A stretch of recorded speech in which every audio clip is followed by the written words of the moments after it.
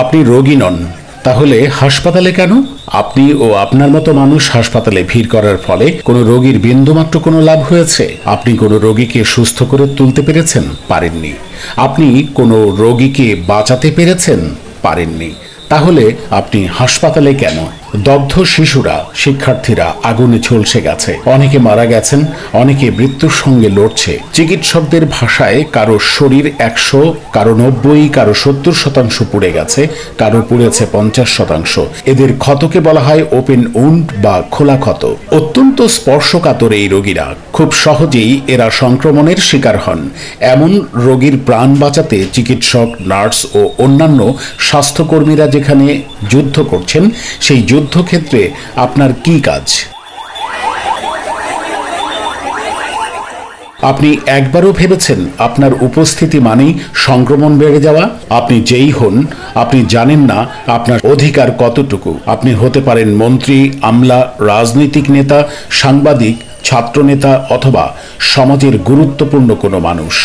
দেশ, সমাজ বা রাষ্ট্রে আপনাদের প্রয়োজনীয়তা অনস্বীকার্য, কিন্তু জরুরি রোগীর চিকিৎসায় আপনার কি ভূমিকা আছে?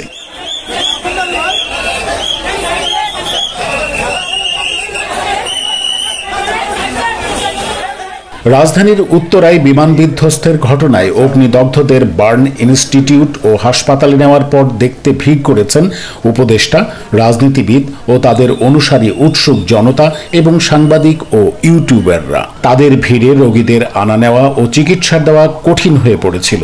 এক পর্যায়ে হাসপাতাল থেকে তাদের বের করে দেওয়ারও দাবি ওঠে জোরালোভাবে। একজন মন্ত্রী, উপদেষ্টা বা রাজনীতিবিদ, দলের নেতা যখন হাসপাতালে যান তখন তিনি একা যান না, তার সঙ্গে থাকে আরও অনেকে। এই অনেককে নিয়ে যখন হাসপাতালে ঢোকেন তখন তাদের সঙ্গে যুক্ত হন সাংবাদিকরা। হাসপাতালে কি পরিস্থিতির সৃষ্টি হয় নিজেরা একবারও ভেবেছেন?